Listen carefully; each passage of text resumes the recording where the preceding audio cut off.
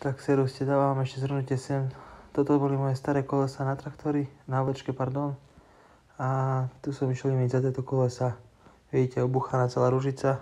Ono má takéto 3 skrúže. Dve vonkajšie, jedna táto šponovácka na gumu. Tam už sa mi podarilo vybrať, obrúsil som si a mohol ísť boj dať dole gumu z kolesa, z disku. Nešlo to žiadnym spôsobom, ani nafúkaním, ani vytlačením. Dal som to aj do takého domáceho takého hydraulického válca. Ani to mi to nevedelo vytlačiť. Tak konec koncov som aj tak musel ísť zaplatiť za to do servisu. A zhodenie kolesa, dať novú dušu a nahodiť to koleso bez tých obrúčí. 46 € som platil. Takže celkom fajn som vyslovil. Akože mal čo robiť aj tento stroj, aby to zhodilo.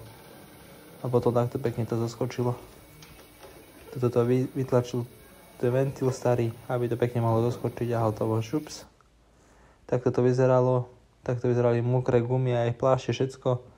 A takto som to ešte obrúsil tam na mieste. Tu už dali aj novú dušu do toho. A už som bol doma, obrúsil som túto obrúč, aj tieto obrúče. Dal som to do základnej farby. Nahodil všetko. Natlkol. To bola základná. To som dal už peknú potom kosťovú. A tu už jak beháme. Robíme. Predtým, potom výsledok stojí za to. Čau.